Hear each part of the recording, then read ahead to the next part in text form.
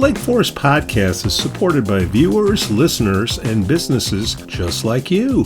Michelle Parno has lived and worked in Lake Forest for over 2 decades. Michelle's lending experience, when combined with her real estate expertise, makes her an invaluable asset to her clients as they navigate their home buying or selling process. Call Michelle now at 847-528-8721, 847-528-8721. For the best cannabis in the world, look no further than Iliad Epic Grow. Owned by Lake Bluff's own Rich Ruzich, they are a cannabis cultivation center focusing on hard-to-find small batch products that will delight both the occasional user and ganjier. When visiting Michigan, ask for it by name. Epic Products, exceptional process. For more information, email info@iliadgrow.com. Laracy & Company CPAs, founded in 2010 by Lake Forest's own Brian Laracy, specializes in tax preparation and bookkeeping services. Earning the People Love Us on Yelp award, their process is straightforward. Just upload, review, and file. For a free quote, visit LaracyCPA.com now. That's LARISEYCPA.com. I'm excited to share with you something special from our Lake Forest community, the Aesthetic Lounge Med Spa, located at 775 North Bank Lane in Lake Forest near Wisconsin Avenue. This just isn't any spa. They offer an amazing blend of traditional spa services plus the added benefit of medical procedures and treatments. In a relaxing and luxurious spa environment, you can enjoy a range of cosmetic and aesthetic treatments. These are all performed under the supervision of top medical professionals. The Aesthetic Lounge Med Spa provides skin care, facial rejuvenation, body contouring, laser hair removal, Botox, dermal fillers, chemical peels, and much more. What's great is that each treatment is tailored not just to enhance your appearance, but also to address specific skin concerns and to promote overall well-being. So if you're looking to pamper yourself and take your beauty routine to the next level, give the Aesthetic Lounge Med Spa a call at 224-768-8028 or visit them at their location on North Bank Lane. It's an experience your skin will thank you for. We'd also like to say we're thankful for our Patreon supporters, Otto, John C., Helen, Herrick, JM, and Paul G. Mr. Weiss? Where are you? Tucson City, California. You're in California? Tucson City, California. All right, what's the latest? Everybody know how to be a leader now? Tell me, man. What do you got? You got a new suit, huh? Got your haircut? New suit? Lapel pin? Respect the damn. You trying to look like Donald Trump or J.B. Pritzker? I'm trying to look like somebody that says, you know what, enough's enough. That's what it looks like. So 2 people, me and Lori. That's it. All the keyboard chattering and all that. 2 people. Did Lori? Is Lori giving that same speech to the District 67 school board? I'm sure she's got her own speech for those people. I think because I didn't see any of them there. 115. I didn't see anybody. She checking on the spend. How we doing? Checking on the spending of Matt Montgomery. Well, like I said, leadership is more than managing a checkbook and AAA bond ratings. So we got to let that this settle. Message paid for by Citizens for Susan Garrett for mayor. Oh, I wonder how Susan's doing. I don't know. She wasn't at the vigil either, so you should ask her. Now I see Anthony Ramos is following Holly Kim now into putting down ice. And Anthony Ramos? What's his name? Well, Anthony Vega. Anthony Vega, that's right, Anthony Vega. All right, so Holly Kim is not doing is focusing on national issues and not her job. Well, we'll talk about that later. Regina's here. Yeah, so. Regina's here. 5050. Good morning. Good morning. Regina, how are you? Long time no see, girlfriend. I know. Good to see you, Pete. How are you? Just making friends wherever I go. That's a good thing. And as usual, Regina, you have the best backdrop of anybody that's ever on the show. There, you're the painting on your wall. This is actually my home office. I just have to tell you guys a funny story about this. I don't know if you could see the painting behind me, but it's I picked it up when we were in Spain, and it's this oil painting of this very scary woman. I put it in my daughter's bedroom, and when she would come home, she would say, "Mom," every time I look at that picture, I think that someone is going to come with a dagger and stab me. So I had to, she said, this woman is so creepy. So I had See, we to, can't see we can see her up to her chin, but I we know. can't see the face, so it doesn't look creepy to us. I know, but she looks so Spanish, like the Spanish people in Spain, the women in Spain, they can be very serious and and so I love this painting, and everybody who comes into my home office is like, that's a beautiful painting. My daughter absolutely hates it. I'm And, trying to and for look. the record, Regina did not call people from Spain scary. So just for the record. I know. Yeah, just for the record on that. Yeah, this isn't, we're not on right now, are we? Oh, absolutely. Oh, sorry. It's open mic night at Pete's house every day. So Regina, you know the deal. We're just showing up at the bar, having a couple martinis, and talking about stuff. And I'm looking at your picture there. Trying to look at that signature. What, Biden? Oh, I don't know who the signature. What is the auto pen. Yeah, it's I. No, It his looks like kid does a lot of ILKU. art. How long have you been president now? Is it all that it's cracked up to be? So I have been president since April of 2025. It feels like a year and a half has passed, because we have actually worked the entire summer, which is really unusual for the caucus. I mean, we have literally been working nonstop the entire summer. So I feel like the caucus has already put in a year and a half, and we literally, our season should have started at the end of September, at the end of August, the last week of August. So I've been there since April of 2025. So I'm going to make a motion to double your pay as caucus president. For all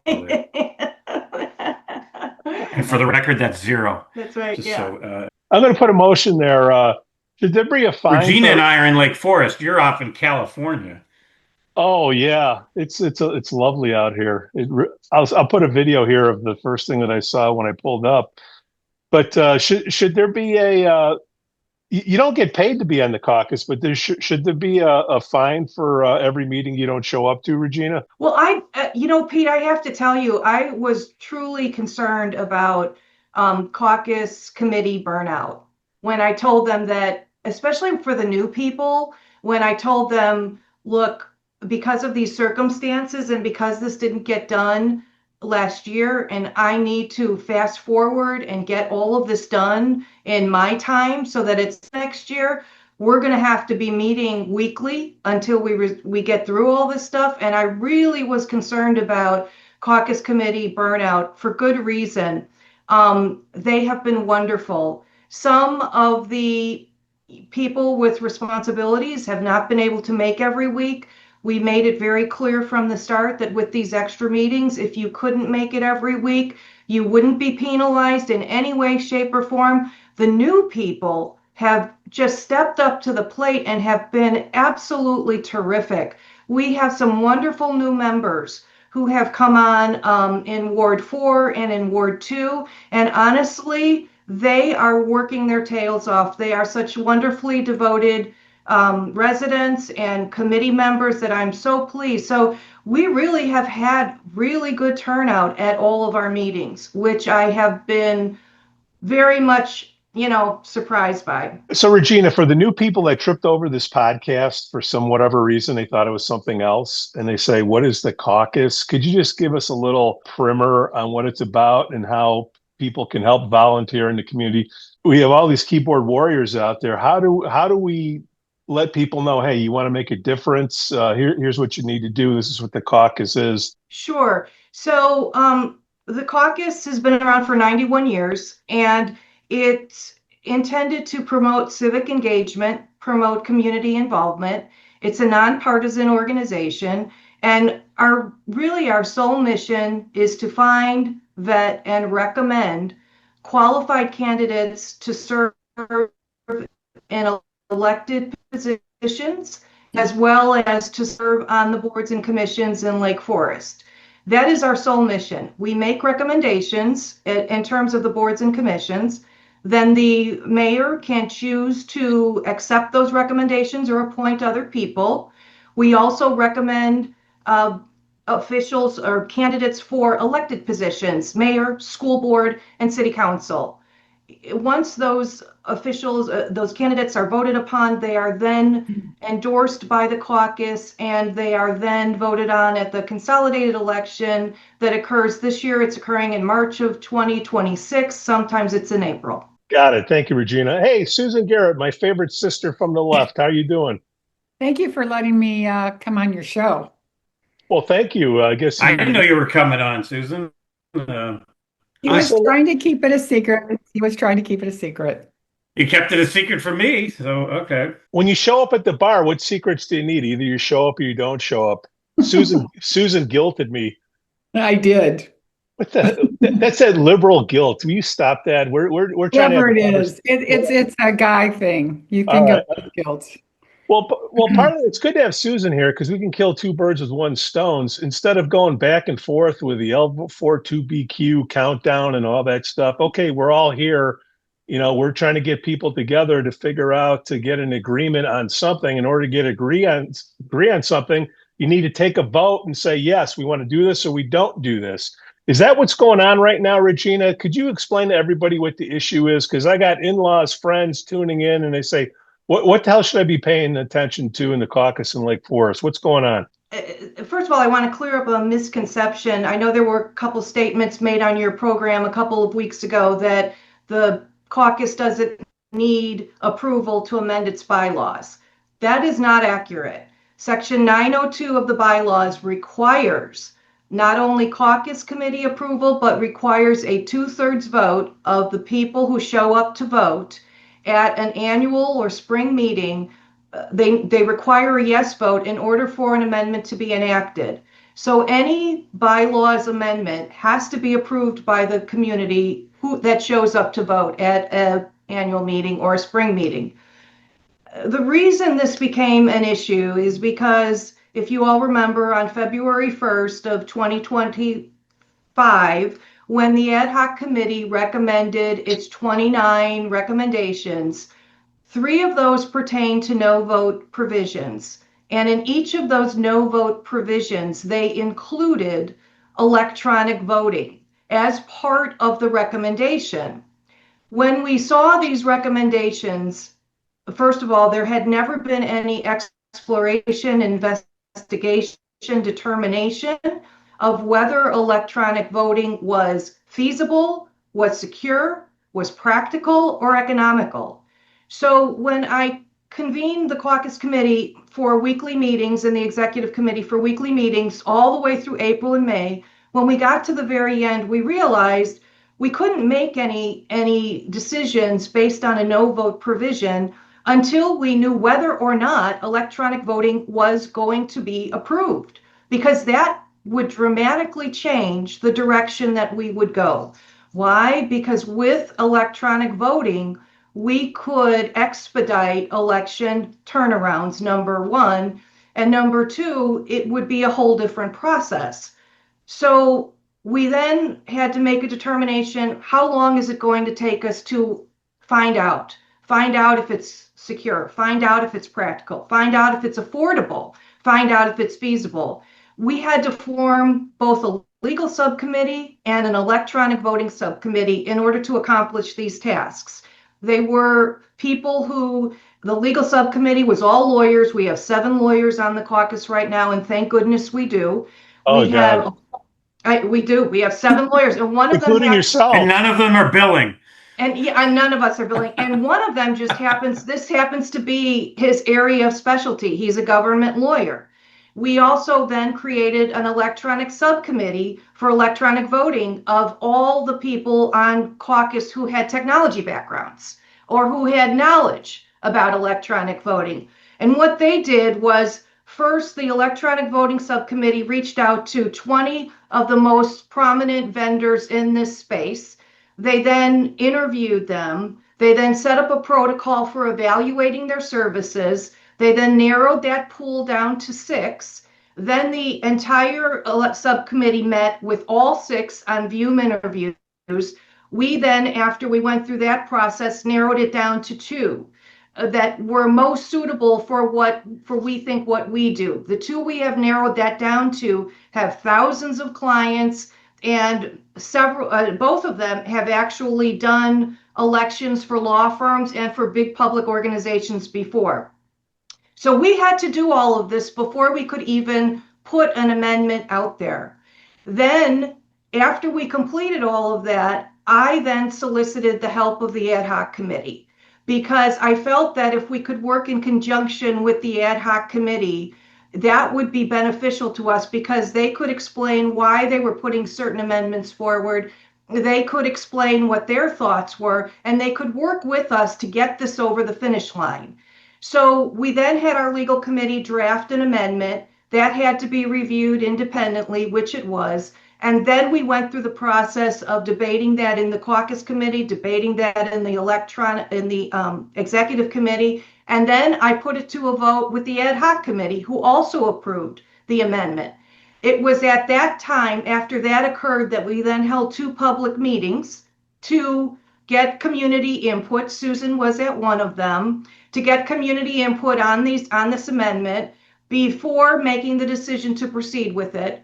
We publicized it 30 days before the vote, which is occurring on October 14th, pursuant to the bylaws. What this amendment will do is it will add electronic remote voting options. It will not eliminate in-person options. It will just give those people who are unable to appear in person the option of voting electronically. When we have approached these elections, even for this election, I can tell you there are at least 10 categories of people who historically have not been able to vote in our elections, not because they don't want to vote, because they are not physically present and able to vote. College students who are away, as an example. My 2 kids. People who are sick. His 2 kids. My daughter, when she was at Notre Dame, she was unable to vote in any election in Lake Forest, as were all of her friends who lived in Lake Forest. People who don't drive, business travelers, the disabled, people who are away on vacation, people with childcare responsibilities, people who work in the city or work in other counties. They simply cannot get to vote. So we're basically running elections that sometimes only 200 or 300 people are showing up for and making a decision, or a decision is being made for the community based on 300 people, when we have 16,000 registered voters in Lake Forest. The caucus doesn't want that. What they want is as many people as possible participating in these elections. And it became more important for us when we were talking about which no vote options to put forth, because we realized that through this entire process, the community had never been asked as a group, what no vote options do you want? The ad hoc committee had been asked, the caucus committee, the executive committee had been asked, the caucus committee itself had never been asked. So there was even the community that we couldn't get any input on as to what no vote option they wanted. We felt that if we could get this amendment through, we could then send out a survey to the community that gave them options for the no vote for the elected officials, and then for a no vote for the executive, for the officer slate. Then once we got that survey back, which could be done very quickly if electronic voting is in place because the mechanism can be used, we would then have a better understanding which option the community at large is in favor of. Remember, we need a 66% vote to get any of these amendments through. And if we don't have an amendment that a large portion of the community wants, there's no way it's going to get through. I think we've missed an important basic of this discussion, and that is the meeting coming up is on October 14th. Is that correct, Regina? Correct. So, and that's at Gorton Center. And the times that people can show up and vote are? 2 to 8. 2 to 8. And anyone that's a registered voter in Lake Forest, it can show up between 2 and 8 on October 14th at Gorton. Bring your, unlike the county, unlike the other elections in Illinois, bring your voter ID, your driver's license or something of proof, right, to photo ID. No matter how you feel, you should, if you're able, and unfortunately, like I've got two kids in my house who aren't able because they're out of town to show up. But if you're able, you go and vote on this, and then it's also ratifying the it's for aldermen, right? The two incumbents that are running again, plus Lloyd. Lloyd Culbertson and Rosemary Kerr Yep. for their wards. But I just wanted to set that stage before Susan got into the discussion. So Duly understand. noted. All right, Susan, we got you here.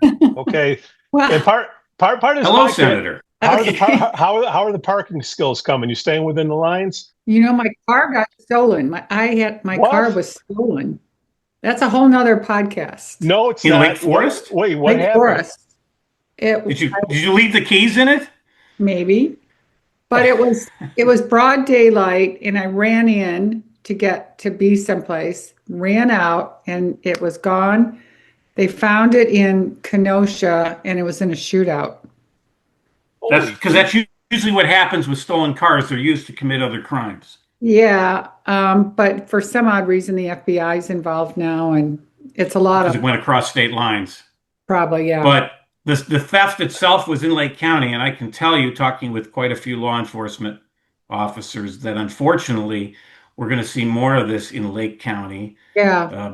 Because Eric Reinhardt is letting these people out, whereas now right, even hold on, the Cook County State's Okay, so Attorney. let me talk before people All right. tune out. Yeah. Okay, well, she brought up a stolen car, and I'm saying why it happened. All right. Because Pete's asking me about my parking skills. Fair but enough. All Go ahead. right, fine. Okay, all right. My bad, Senator. I Big apologize. truck like yours, Pete. So Susan, we had you on the show a few times before, and then you had to go do your thing. Now you're back, and we want to take advantage of this time. We got to get to 2/3 here. So can we just go by issue? Start with the most important thing first. Like what's going on in the basement when you guys are getting your posse together to come out to Gorton Center? What are the issues? So nobody's getting together, at least with me, that, I'm not part of anything, but I do, I'm out there in the community, and, I play golf now, so I talk to people all the time. And as I said to you, Pete, initially, there is confusion out there. As Regina did a great job explaining everything, there's a lot of information. So let me try to kind of, streamline the whole thing. So what hasn't been mentioned is how people will be able to vote online. So Regina, the caucus will be purchasing what they call a voter file, which has your name, your address, what elections you voted in the past, what elections you didn't vote in, and how you vote in primaries, Republican or Democrat. The voter file generally does not include phone numbers or email addresses. So in order to make this electronic online voting viable, any voter who wants to participate, and Regina, correct me if I'm wrong, needs to submit their email address because they will be voting through their computer. Is that correct? Not exactly. Oh. So how it's going to work, and we do have 2 demos. At the start of the voting period, eligible voters receive an email message in their inbox with detailed instructions to vote online. This email is sent by Simply Voting and shows the organization's name as the sender. To access the ballot, you are given 2 options. You may either log in manually using this elector ID and password combination, or you may use a direct vote link to be automatically authenticated without having to enter credentials manually. To continue, select one of the 2 links. To log in manually, you must enter the credentials provided in the email message. Start by entering your elector ID, then enter your password, and click on the blue Login to Vote button. Upon successful login, if you haven't voted yet, you will be shown a tamper-proof ballot on screen. This section at the top indicates which step of the voting process you are currently on. In Step 1, you'll be filling out the ballot. All questions show on a single page, and each may have a defined set of rules. For example, This question allows up to 2 candidates to be selected. Candidates may have provided biographies and headshots. To learn more about this particular candidate, click on the blue Show More button.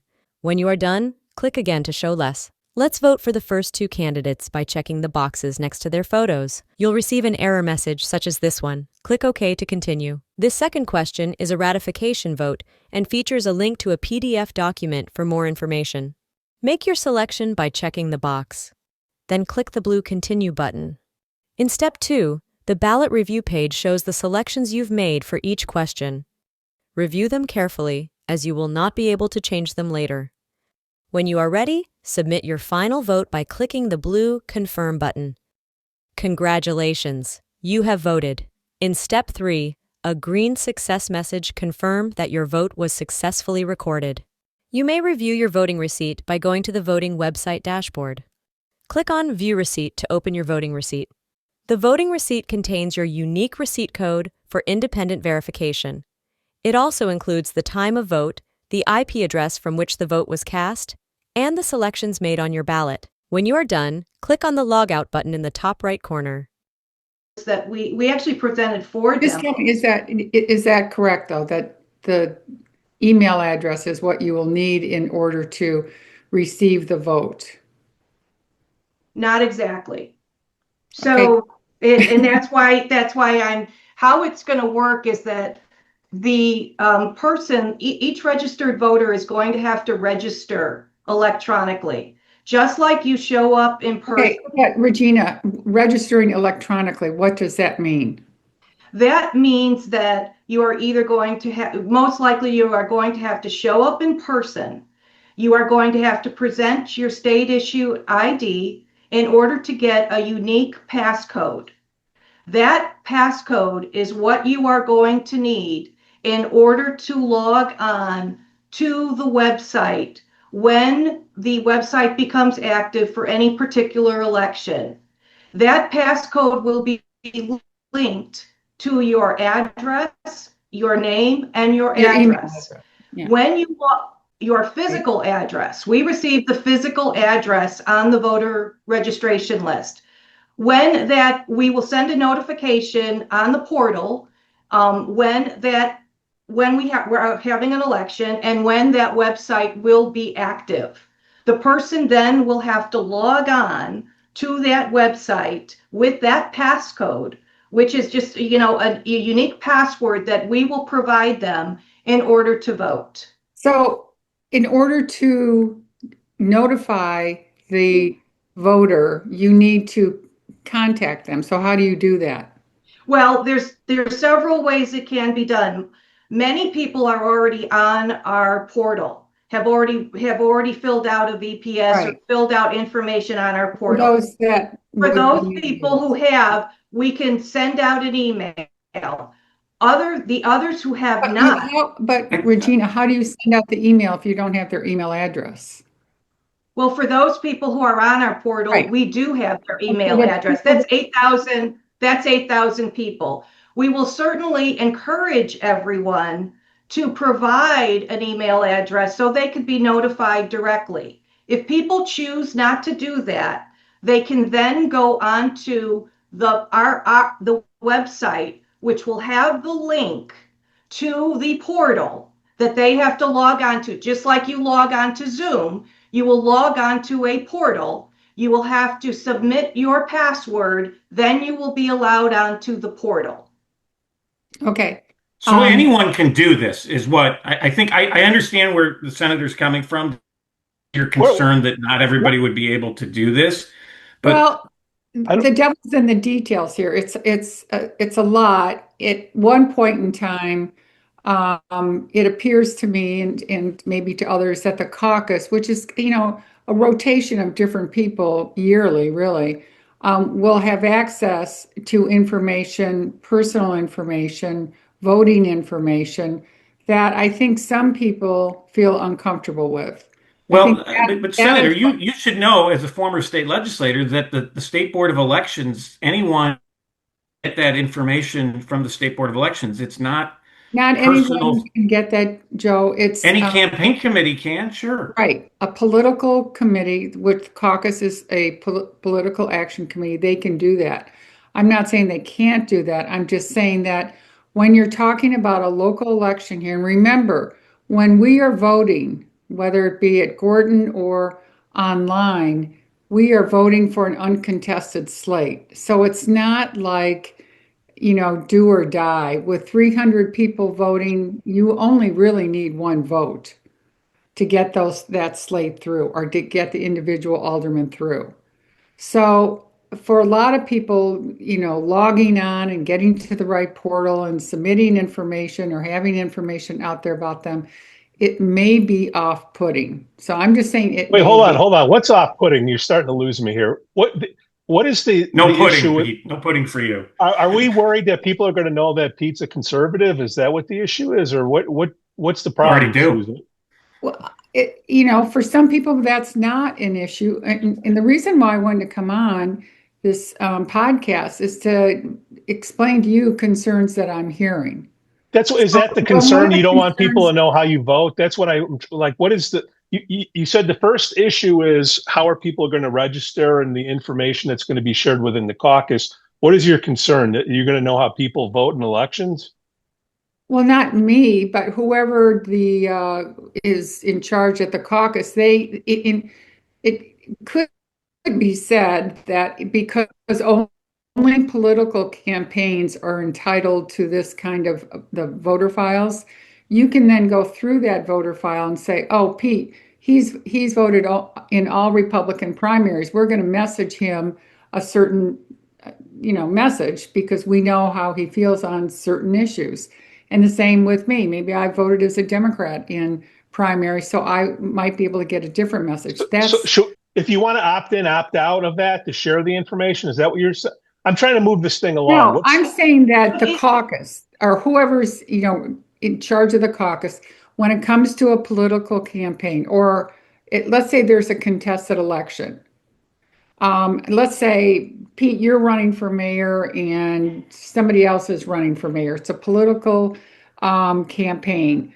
The caucus will have the ability to reach out to thousands of people, knowing their background information, how they vote, everything like that. They do that now.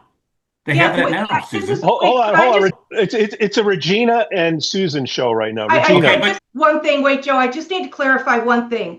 The list that we receive is the same list that we have had for 91 years that we use when people come to vote in person. It has their name, their address, if they've given a telephone number, if they've given an email address, that's what we get, and we check people off. So the same list that we will use for electronic voting is the list that all of our people who are sitting in person at Gorton checking registered voters off when they come to vote.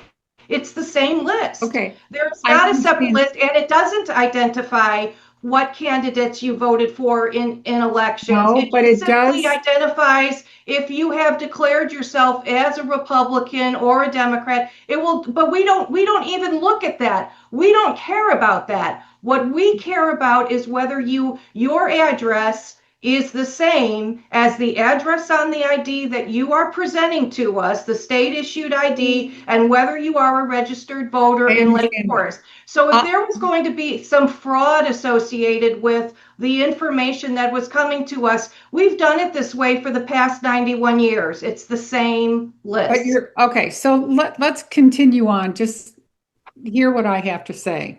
So I'm not sure the name of the company that you have narrowed it down to, the two names of the companies that you're planning on using, but no community, no county, no state, no one at the federal government allows online voting. It's not used, it's used for, and I think you mentioned it, a law firm, organizations, homeowners associations.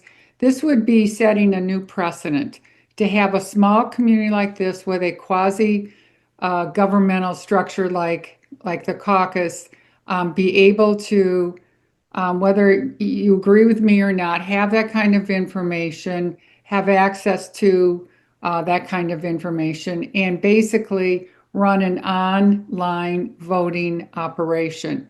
There is electronic voting, which is separate. You go to City Hall, that could be electronic, but nowhere in this country is that happening right now. In businesses, organizations, then that makes sense because they share the same as at ISP, the internet service provider.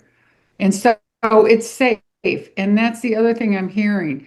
People, just given the fact that we would be the first and only community organization to offer this, many people feel that it could be hacked. They're not comfortable with it because, for good reason, it's not been tried and true in elections. Hey, This is a Susan, big hold deal. on.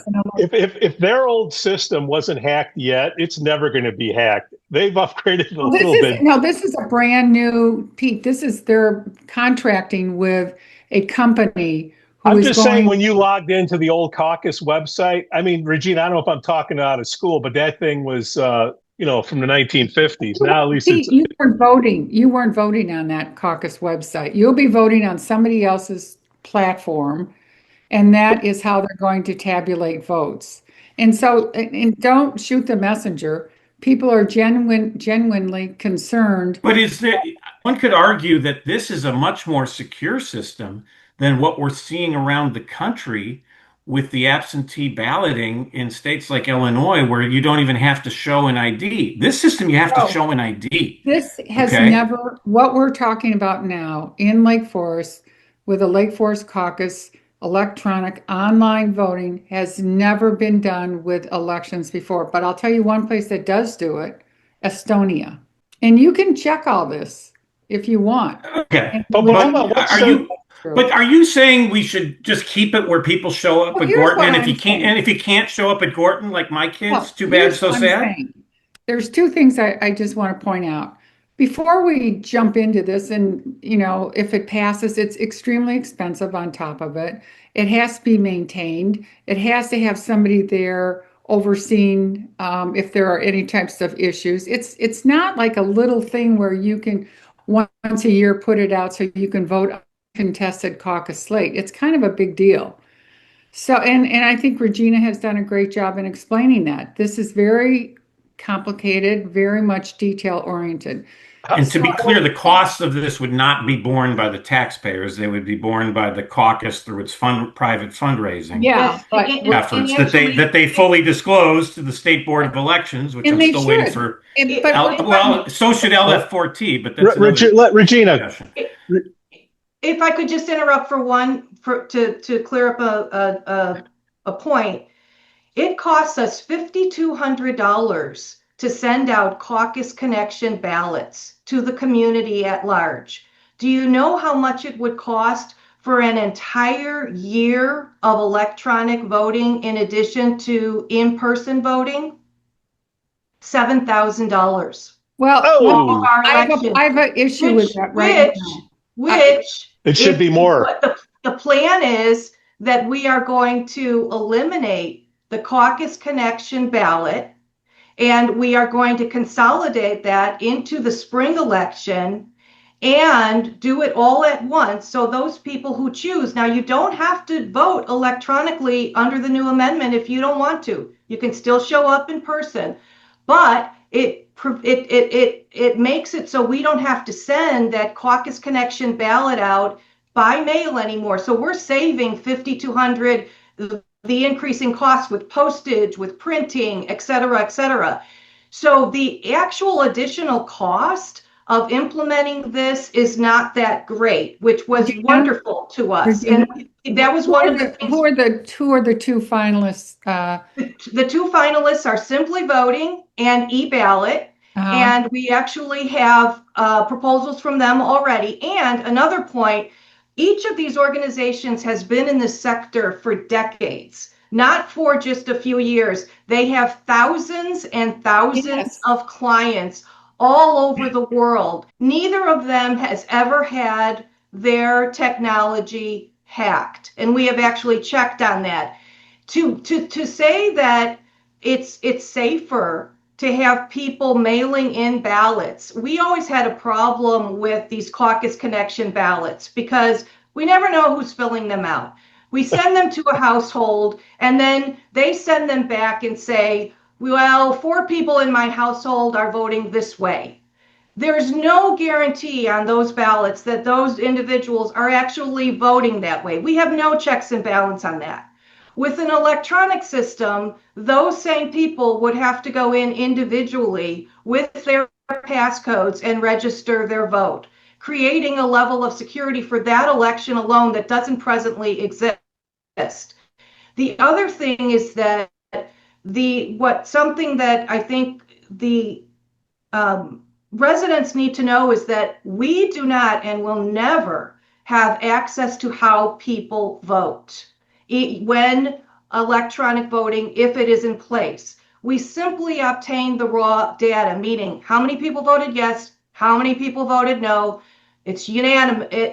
There's an anonymity associated with it. We don't get names. We don't get who voted for what. We will get that tally before on the day of voting, before we start with voting in person, so that if you have registered to vote electronically and have chosen to do so for that election, then we have that information. You will not be allowed to vote in person. And Regina, just to clarify, when you say you have that tally, you mean you will have a list of who's voted so they can't show up at Gorton and vote twice. You will not have a count of who voted yes or no or we don't any get of that until our election is over. So let's say hypothetically we run electronic voting from 9 a.m. till 2 p.m. in the afternoon. We then shut it down, it closes, and then between 2 to 3, that gives us time to obtain a list of who has already voted to distribute to the people working the in-person piece of it. The in-person piece starts at 3. They have a list, and if you show up and you are on that list of people who have already voted, you will not be allowed to vote, period. Then at the end of the election, if it runs till 8 o'clock at night, at the end of the election, we tally our in-person results, and then we obtain then they send us what the results were for the electronic voting. So this is actually a much.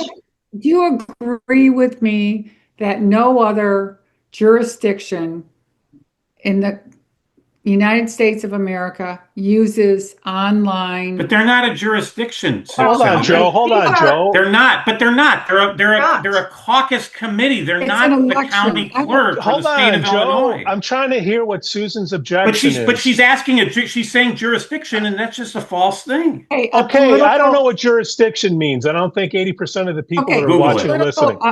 Look up AI. Look it up on AI, Pete. Susan, what I'm trying to understand organization. Are we worried about getting hacked, sharing information? Yes. What is the okay? So there are worried about everybody voting. What I'm trying to say is that I think there are several concerns, and we should acknowledge that. I'm trying to acknowledge it, Susan. What are the concerns? Being hacked? Concerns are nobody else is doing it. Go ahead. Okay, no other political organization. How's that?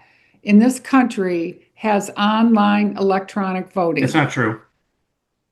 Let her finish. There are several state Democratic and Republican parties. I'm talking online electronic voting. Yeah, but you just said political organizations. There are several Republican and Democratic parties that do their caucusing and conventioning through online methods. Yeah, those are partisan. I'm saying when you're but that's what a political organization is. Susan, Joe, I'm going to mute you, Joe. Susan, finish out what your concerns are, because I'm trying to keep track. Number one, we're worried about being hacked. With all the stuff they were sharing online today, that isn't my worry, but it is your worry. We're trying to get to. I'm saying it is. I'm saying that it is a worry. Okay. And it should be a worry because every day you hear about how people get hacked. So for some people, it's not a worry. For other people, it is a worry. Number one. Number two, the whole notion that the caucus is plunging into this electric online voting, doesn't make sense to a lot of people because A, the ballot is uncontested. If you had 2 votes or 1 vote, that ballot would be approved. So having said that, we're going through a lot of exercise and expense in order to get people to sign up and go to a portal and vote, when only these kinds of voting programs are used in corporations, homeowners associations, you know, businesses where they have divisions everywhere, but not for voting for your representatives in a community. I have to dispute her 2 points. We have 8,000 people on our portal right now. The caucus website has never been hacked. In all the years that it's had it, even at the predecessor website, with how awful it was, and please don't repeat that. Please don't tell I my repeated it. predecessors that I said that, but it has never been hacked. 8,000 people, half of Lake Forest. You're not just using about- the caucus, you're using whatever one of those 2 companies that you recommended. Okay, that may be, but They've never been hacked either. the same, they've never been hacked either. That was one of the things we explored, and each of these companies has done elections for quasi-political groups. You have to remember the caucus as we have it in Lake Forest is very different than any caucus probably in the country, at least in the state of Illinois. And the second point on that is that you're talking about you keep referring to uncontested elections.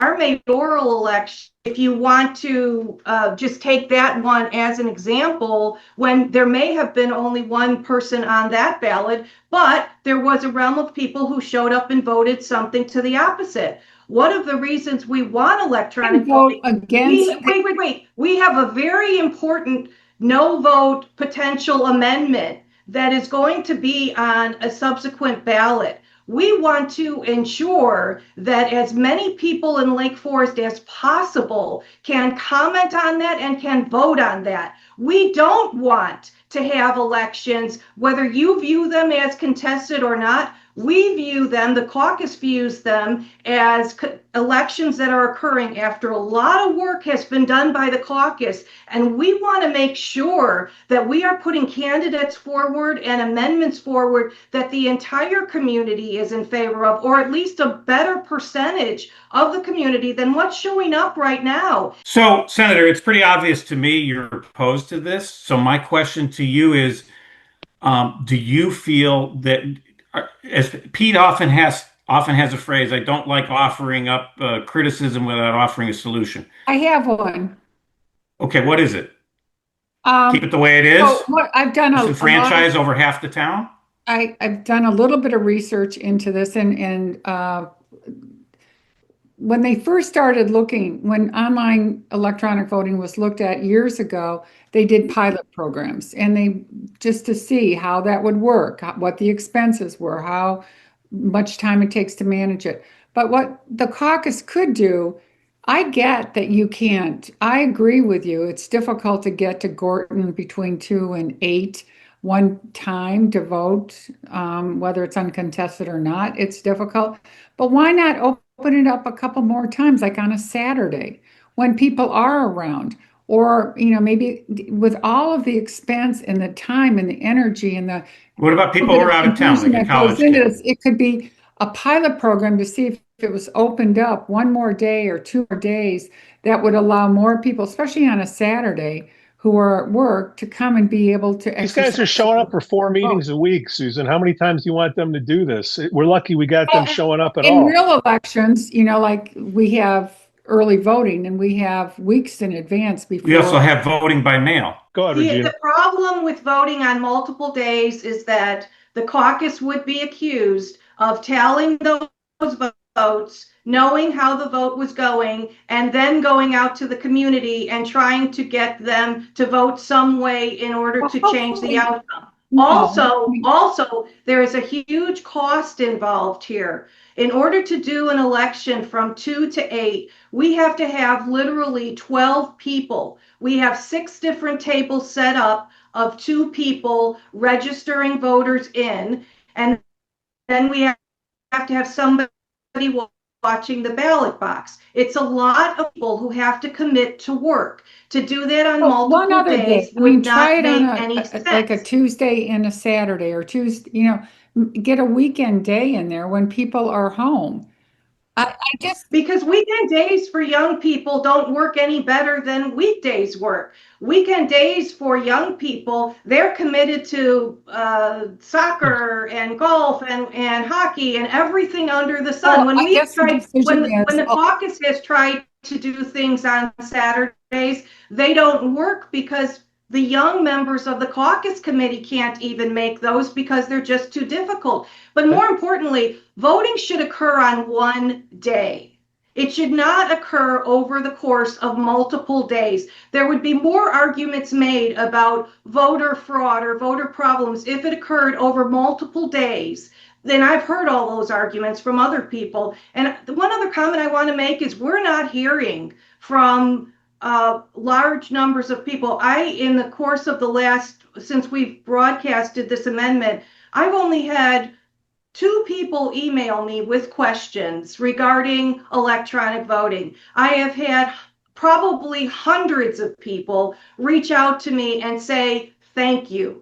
We are grateful that you guys have worked so hard. We are full speed ahead on voting yes for this. So well, I appreciate, Susan. you don't want to put blinders on, Regina. No, and I appreciate it. And I'm not making this up. So no, I'm not Oh. saying, Susan, I'm not saying that you are, and I'm certainly very appreciative that you're making these comments. And I was appreciative of you coming to the meeting and sharing your thoughts with us then. But I really believe that you have to take this in the context. These are internal elections that that the caucus is running. These are considered under the code to be internal caucus elections. Because they are internal caucus elections, these are elections that we feel would be have much better outcomes if more people participated.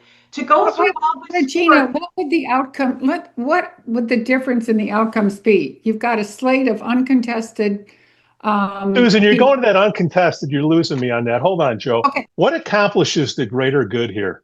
Getting more feedback from everybody or less? Well, more. Yes or no? More. Okay. So we need more. We got to get more people involved. So Okay. more people to vote, but so elections are usually, you vote for one person or the other, or one something. Hold on. You're going into the other thing about the contested. And you want to have more choices. All I'm saying The issue is, do we want to make it easier to get more people to give feedback on what the caucus should be doing? This is a slate. We are generally voting on a recommended slate. And that recommended slate is a series of, list of X number of people. We are not voting on 2 different slates or something that has a contest to it. We are voting on one thing. So if you think more people participating to sort of ratify that one recommendation is important, it's more important than the risk that may be associated with it. Is it? Then But wouldn't Susan, hold on, Susan. Is it? Hold on. I have a follow-up. I have a follow-up to it. To what? To do what you're suggesting, which is have more than one candidate on the ballot instead of a I'm yes. not saying that. I'm not saying Yes, you did. You said it like 5 times just now. I'm just saying. Hold on. Joe, Okay. okay. I'm muting you both. Look, the issue, Regina, the thing on the table is right now, you need to get more input from the community, right? It's got to be more than sending a bus over to Lake Forest Place and populating it on the hours that are available. We need more input. What I'm trying to find out is, to accomplish the greater good, do we need more input or less? Regina, what do you think the number one issue is that you got to overcome to get to 2/3? I keep hearing the word uncontested. These elections have consequences.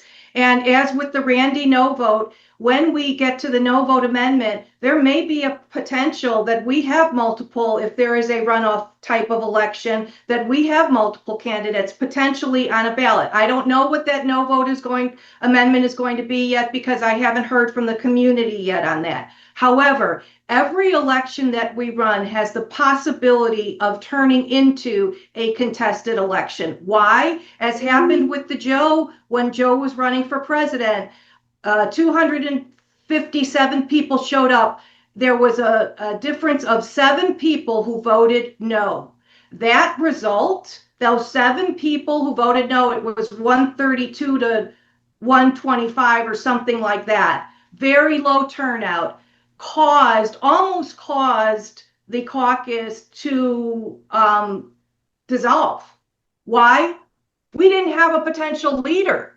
We didn't have anyone other than Joe who could step into that position, because I was not eligible. I had not been an officer for a year, and none of the other 7 officers, either because they were terming off, or they didn't have the qualifications or whatever, were willing to do it.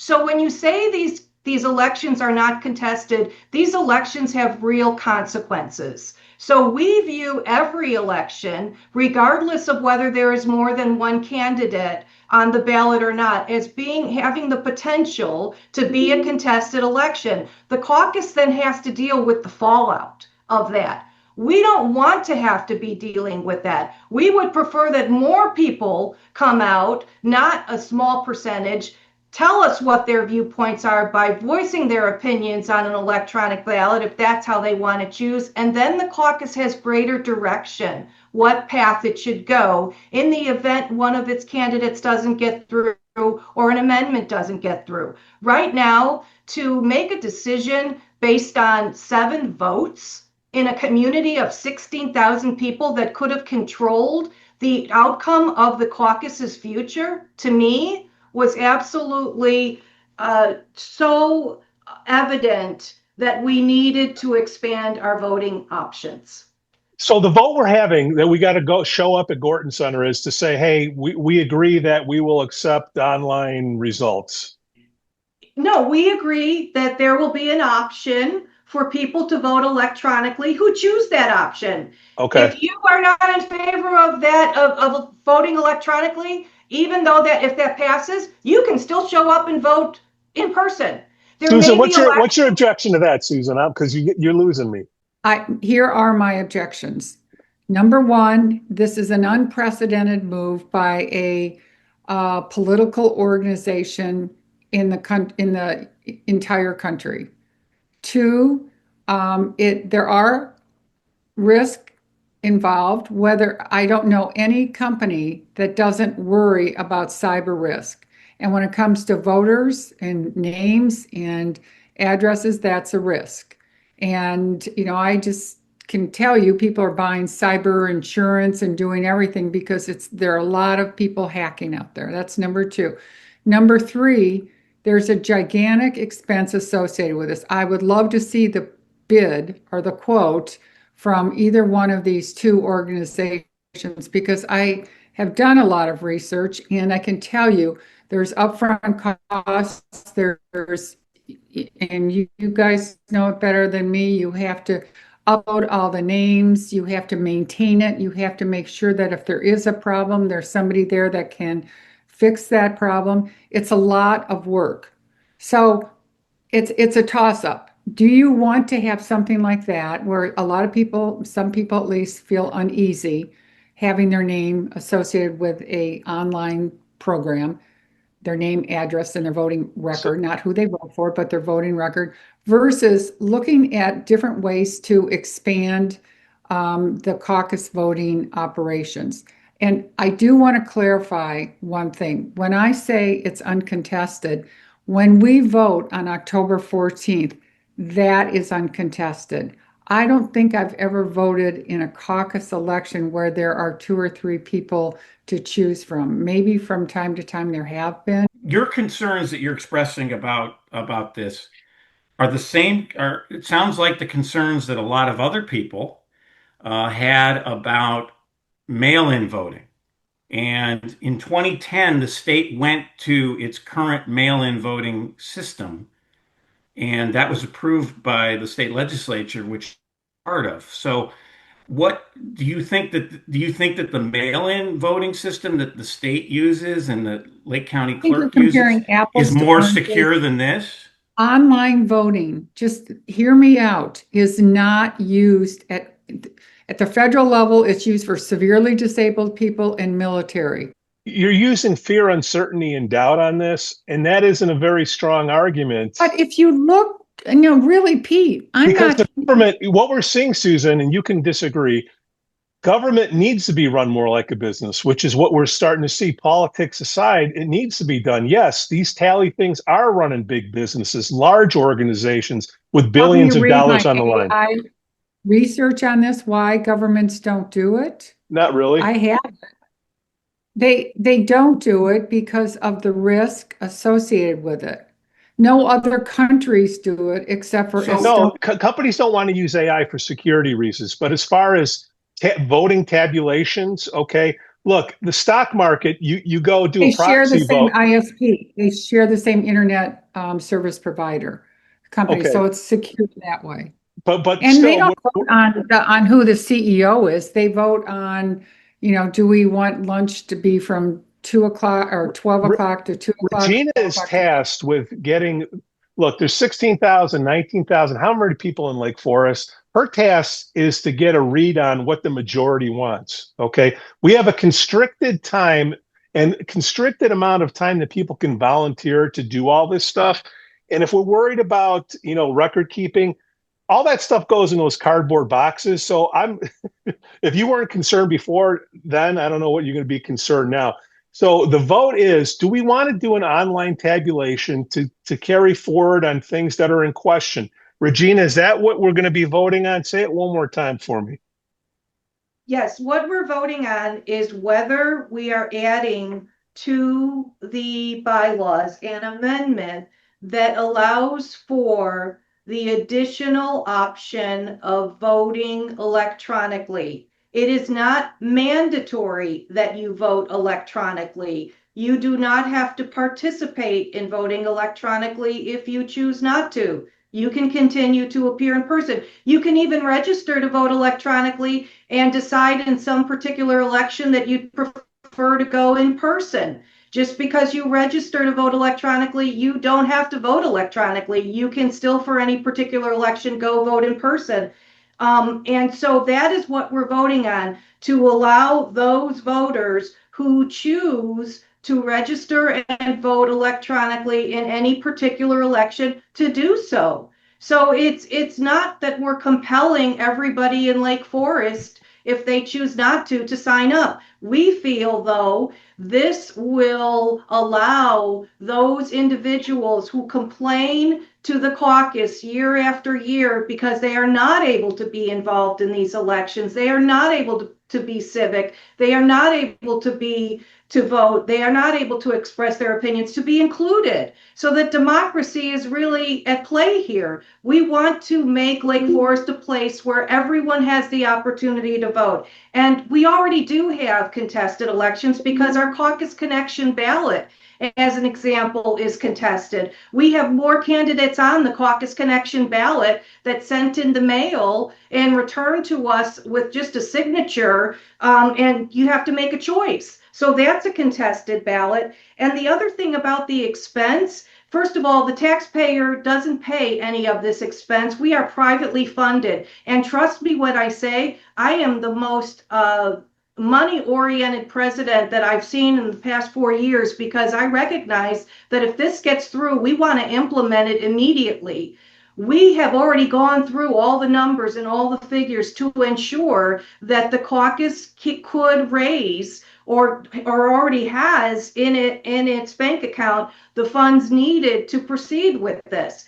It is actually going to save us costs because we don't have to pay for things like mailings that we do now. That $5,200 is automatically going to offset the cost of this of electronic voting. And once you enter into these contracts, you do it for a year. So we're not paying a la carte. We're paying a flat rate for all of our elections throughout a particular year that we choose to have that option for electronic voting. Regina and Susan, what I'd like after this show is if you could both send me a Benjamin Franklin list, plus and minuses, seriously, and I'll put it in the comments here so everybody. Whoever out there, whether it's Senator Garrett's concerns or someone else's concerns, how do you allow then, if you don't like this proposal, submit an idea that allows people like my college kids, people who are in the hospital, people who are snowbirds but are still residents and taxpayers in Lake Forest, an opportunity to vote in these elections. People who are disabled, okay? I tried to get someone who wanted to vote at the last one, and their disability is such that they can't leave their house, but they're still a voter in this town. They still pay taxes in the town. So if this isn't the way, let's find a way, because first of all, 16,000 voters. Can you imagine if 10,000 voters I don't think tried to show up in Gorton one day? Correct me if I'm wrong, but I'm pretty sure there are less than 16,000. Okay, whatever the number is. Okay, if let's say it's half. Let's say it's 7,000. It's more than 250. 7,000 people trying to show up. No, at it is 16,000. So, yeah, but let's find a way that you want to encourage people to vote in these past elections. That, guys. We're past that. Look, to your credit, Senator, you voted for a way to encourage people to vote remotely when you were in the state Senate by adopting the current vote by mail system. So let's find a way to do that here. I would prefer that only because if you read, and I say to anybody who's listening to this, go online and put in online electronic voting risk or online electronic voting, where is it available? And you will see exactly everything that I've been talking about. Well, you're going to send a Ben Franklin list to me. I agree with you. It's a double-edged sword because you want to get as many people to vote as possible, but you want them to feel safe and secure. You want it to be, cost effective, and you want to make sure that you're not an outlier doing something that nobody else is doing, because nobody else is doing this for a reason when it comes to voting for representatives of a community. Are you running for mayor, Senator? You're not. You're officially not running for mayor. I'm not. Don't worry. Okay. I'm not running for mayor. Sure. I am pleased with this because this is what goes on behind the scenes, and I want people to see it. We're making sausage here. Okay, this is what's going on. I'd rather have it all in here contained. Regina and Susan can give their points out. We put it out there, and everybody gets to hear it, and everybody can make an informed decision. When is the vote again, Regina? The vote is October 14th, in person only, between 2 to 8. Okay. Gorton. Love us, hate us, please watch us. Susan, you want to get more of your points across? Come on more often. You have an open invite. This is the only time, and you shame me 24 hours before. I invited myself today. You kind of canceled me, but I pushed back on you. You give me I get 24 hours notice where I can have the Susan Garrett on the show. Oh, you have an open invite anytime, girlfriend. I just want to drive a car like yours. Oh, please. It drives itself. Everybody have at least pizza's made in America. Yeah, if Regina, you guys stop burning down the Tesla dealerships. Your time and patience. And thank you, Susan, for coming to the meeting. And, anytime you want to chat, just please feel free to give me a call. I'm happy to. And if you do have, Susan, if you do have some ideas, please share them with me because we're always open to. Well, I did. I know you did, but if you have any, and I'll certainly talk to the caucus about those. But if you have any others, please share them because you're part of our members. Kumbaya, baby. I've lived here. Every voter in Lake Forest is a member, and unless you're away at college, come and vote at Gorton next week. I'm sure everybody's remember that. All right, everybody. Thank you so much. Hi, don't be a stranger. All. Thank you. Great forum. The Lake Forest Podcast is supported by viewers, listeners, and businesses just like you. Michelle Parno has lived and worked in Lake Forest for over 2 decades. Michelle's lending experience, when combined with her real estate expertise, makes her an invaluable asset to her clients as they navigate their home buying or selling process. Call Michelle now at 847-528-8721, 847-528-8721. For the best cannabis in the world, look no further than Iliad Epic Grow. Owned by Lake Bluff's own Rich Ruzich, they are a cannabis cultivation center focusing on hard-to-find small batch products that will delight both the occasional user and ganjier. When visiting Michigan, ask for it by name. Epic Products, exceptional process. For more information, email info@iliadgrow.com. Laracy & Company CPAs, founded in 2010 by Lake Forest's own Brian Laracy, specializes in tax preparation and bookkeeping services. Earning the People Love Us on Yelp award, their process is straightforward. Just upload, review, and file. For a free quote, visit laracycpa.com now. That's LARISEYCPA.com. I'm excited to share with you something special from our Lake Forest community, the Aesthetic Lounge Med Spa, located at 775 North Bank Lane in Lake Forest near Wisconsin Avenue. This just isn't any spa. They offer an amazing blend of traditional spa services plus the added benefit of medical procedures and treatments. In a relaxing and luxurious spa environment, you can enjoy a range of cosmetic and aesthetic treatments. These are all performed under the supervision of top medical professionals. The Aesthetic Lounge Med Spa provides skin care, facial rejuvenation, body contouring, laser hair removal, Botox, dermal fillers, chemical peels, and much more. What's great is that each treatment is tailored not just to enhance your appearance, but also to address specific skin concerns and to promote overall well-being. So if you're looking to pamper yourself and take your beauty routine to the next level, give the Aesthetic Lounge Med Spa a call at 224-768-8028 or visit them at their location on North Bank Lane. It's an experience your skin will thank you for. We'd also like to say we're thankful for our Patreon supporters, Otto, John C., Helen, Herrick, JM, and Paul G.